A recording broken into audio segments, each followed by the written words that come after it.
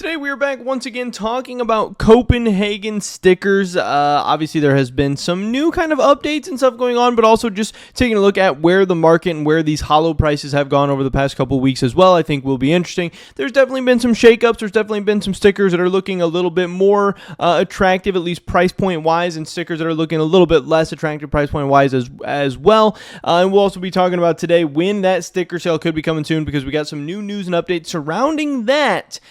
Coming from some sources and things like that as well. So this should be a good video. Hopefully you guys do enjoy it. First up, the most interesting thing to me here is this battle for last place, the battle for the cheapest sticker in the Copenhagen collection, which really isn't that bad of a thing, because honestly the cheaper stickers are really going to be better. Obviously, if you are looking to invest in Copenhagen or a specific Copenhagen sticker or whatever, you want to get your cost bases. You want to get those price points down as low as you can go. Now, you don't want to get such a cheap sticker because there's no demand for it, or because people hate it, or nobody's crafting with it, or nobody's ever going to want it ever. But obviously, the cheaper that we can get these things, the better chance we have for that price appreciation in the future. And we can look back to stuff like Stockholm and Antwerp and see how cheap those stickers were at the end of their sales and where those prices have gone. And we're actually going to do some of that, looking at previous major stickers a little bit at some point in this video as well. But right now, I believe in my last Copenhagen video, Amcal actually was the cheapest sticker, where Mongols had passed them up for a little bit. But now Mongols is back to the bottom, and this doesn't really surprise me too much. Mongols was obviously a very, very cheap sticker in Paris, and that was when it was a unique borderless sticker. Now it's a borderless sticker with a second iteration, obviously being the Copenhagen one. And while the Paris and Copenhagen stickers look nothing alike, and the Copenhagen Mongols is certainly not like a replacement for the Paris one or anything like that, it's just not a very cool logo. It's not very attractive. People didn't really care about it in Paris. People don't really care about it now. Not a popular team, not a huge fan base, not a cool logo, nothing really too interesting going on here. And you can see here, obviously the Mongols one for Copenhagen is honestly pretty ugly as well. It's got like this rainbow, yellow, whatever holo effect. It kind of looks like a lot of these other stickers, but not in a very cool way. It's not going to have huge application rates. It's not going to have a ton of people trying to craft with it or whatever, but it was sitting in second to last place for a while, but now Amcal actually has passed it up. But still, I do believe that Amcal is one of the more interesting stickers, and probably one of the most underrated stickers from this whole set. Again, it is a unique borderless sticker. That in and of itself gives it some inherent value, gives it some leg up on a ton of the competition, and makes it just by definition, or at least the definitions that I'm operating under, a better investment than a lot of other stickers in this collection. Stuff like Ent, stuff like Heroic, stuff like Pain, and even stuff like especially Vitality that is more expensive than the Amcal right now. Even if you think Vitality has a cooler logo, or Pain has a cooler logo, or whatever, or this sticker looks better than Amcal, I would much rather, if I was forced to put my money into one of them, would be putting my money into Amcal before either of these. Now, I actually have seen some decent Amcal sticker crafts. I reviewed those in a video a couple days ago, where a lot of people are actually using the Amcal sticker to make like DNA type designs on a lot of different stickers, by rotating them around. It's got like the lines at the top, which can actually be rotated into some very cool stuff. It's actually been some of the most unique and interesting Copenhagen sticker crafts that I've seen so far. So that is something to watch out for. Not only is it a very, very cheap, unique borderless sticker, but actually has some craftability. Like, I would be much more likely to make some of those interesting crafts with Amcal than, like I said, again, with Vitality or Ents or whatever. Now, Pain, obviously it's a P. It has some different use cases and all that, but I do think the Amcal could be a little bit underrated. So, pulling up the spreadsheet that I used to use for Paris and stuff like that, these prices are not up to date. When it says today, these prices are from like 8 months ago or 6 months ago or something like that. I don't know. Ignore the today part. But what we are going to be looking at is this. These are the end of sale prices for Antwerp. These are what all of these stickers cost at the end of the Antwerp sale. Now, again, the Copenhagen sale has not even started yet, but just keep in mind, these are what the prices for Antwerp holos were at the end of the Antwerp sale. You can see here there was 1, 2, 3, 4, 5, 6, 7, 8, 9, 10 stickers below $1, and obviously that turned in eventually to peak prices. These prices being at the peak of like the CS2 craziness and CS2 hype. We had absolutely massive run-ups here. We had like 17x, 25x, 35x, 16x, all this insane stuff. But again, a lot of these huge gains were because these sticker prices were so cheap. Part of that because the demand wasn't entirely there, and part of that because I don't even know, because it doesn't really make sense, because with Paris we saw prices that were much more expensive than this because, yeah, there was demand and hype and everything, but again, part of prices is going to be supply and demand, and the supply of Paris was so high, it never really made sense that the prices were also so high. So again, with Copenhagen, it's like, where's the Copenhagen supply going to be in relative to Antwerp? I don't know. We heard that news story that came out a couple weeks ago, or like last week or something, where the Complexity CEO was saying, hey, these prices and these sales are looking a lot more similar to old sales rather than Paris. But also at the same time, there is certainly more players in the game than during Antwerp. There's certainly more investors and content creators and stuff like that in the game than there was during Antwerp. So I could see the Copenhagen numbers, but also you have to keep in mind that Antwerp is a lot better looking than Copenhagen to a lot of people. So maybe that's going to cut into Copenhagen sales. I don't know,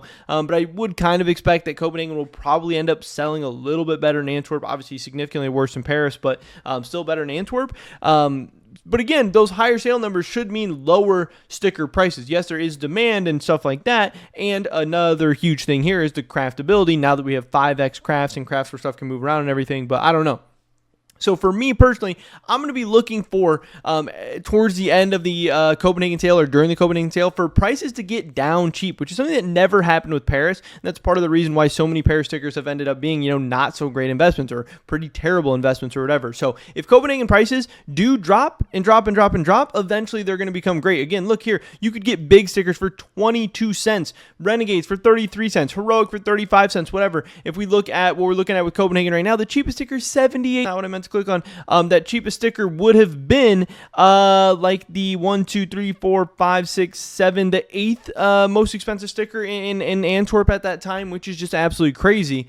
So yeah, I don't know. That's definitely something to kind of keep in mind and remember there, that these prices that we're seeing for the last two most recent sticker collections in Paris and Copenhagen are a lot higher. And now again, Copenhagen, we don't know how low it's going to go, but for Paris, the prices didn't necessarily even go down right when the sale started or anything like that, which was a little bit crazy.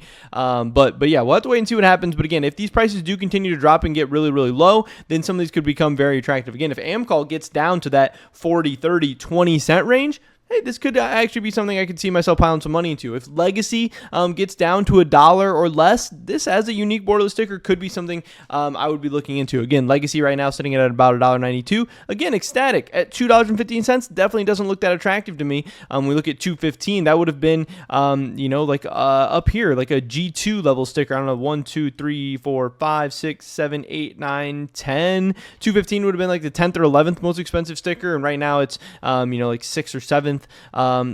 Cheapest for Copenhagen. This is a big reason of why that these stickers have not necessarily been in good investments. But if the stickers are going to remain expensive and prices are going to stay up and we're going to see higher prices than back then that should mean, I guess, theoretically, that the capsules should be better investments. But we also haven't seen that for Paris, so I don't know. That doesn't make a ton of sense to me either. But yeah, the kind of the main stickers on the first page that I'll be looking at is obviously Amcol, Legacy, and Ecstatic, because they're the unique borderless ones. Ecstatic does also have a ton of very, very cool crafting ideas. I know I saw like the Ecstatic sticker being put on the Zeus, the Olympus or whatever, the Zeus skin. I think that's really cool, but obviously a lightning bolt has a ton of different use cases, can be very, very cool. Legacy, I haven't seen as many different crafts for, but obviously as a unique borderless sticker, I could definitely see how I'm sure there is some stuff going on there. We also have, if this will ever load, I mean, the Steam community market has just been absolutely dog shit lately. It never wants to load, it never wants to update. It's hard to even go to the next page of a search that you've already entirely loaded up. So I don't know if we're going to be able to take a look at this actually. Page 2 popped up for a second, but it doesn't want to. Okay, while that's loading, we will go to the next thing that I did want to talk about in this video as well, and that is obviously the Copenhagen Sale and when that is going to be dropping. We did get some new update regarding that. This is Osni. He tweeted this out. This was found out by Aqua is missing. He said some code strings after last night's CS2 update show that Valve is preparing the major sticker sale. It's been 18 days since major ended. This is on April 17th. It's been 18 days. In the last 4 majors, the average start date for the sale was 25 days after the major ended. That would be putting us at April 24th for the start of the Copenhagen Sale. Osni does say that it could be any day now. Again, I don't know. I had been speculating that it would be late April, early May. I could definitely see it being the first week of May and would not be surprised at all. But again, he is saying from the last 4 majors has been about a 25-day average wait time, which again, at least according to the numbers he's saying here, I don't know if those are accurate. I haven't checked them out or whatever, but he is saying or projecting a round in April 24th 24th start date for the sale, so that might be something to keep an eye out for as well. Obviously, I don't know what days it are. April 24th is like a Wednesday. I don't know if this update would come out on like a Tuesday or a Friday or whatever. Who knows? But we will have to wait and see what happens with that. Back to some of these sticker prices. Some of the other interesting stickers to me, again, is Saw. I still can't believe that this is $4.66. Again, $4.66. That would put it as the second most expensive sticker from Antwerp. And Saw is obviously not anywhere near Imperial or Cloud9 in terms of how the sticker looks or like fan base or popularity or anything like that. But yeah, again, Saw, if it drops down way down, I could see myself maybe throwing some money at it, but it's just a little too expensive. It's a little too crazy. Also seeing Mao's at $5 and not one of the most popular stickers from the set is crazy. Navi seems like one of the most overrated stickers in this whole set to me at $7.76. Furia 1 is very cool, but it's actually the fourth most expensive at $9.57. Lin Vision at $13.81. Cloud9 at $15.37, and Koi actually remains $2.50 above Cloud9 and like $4 above Lin Vision. Pretty crazy. But I do think that the Koi sticker looks very good, sitting at $17.80 right now. It also has a ton of craftability, and it is a unique borderless sticker.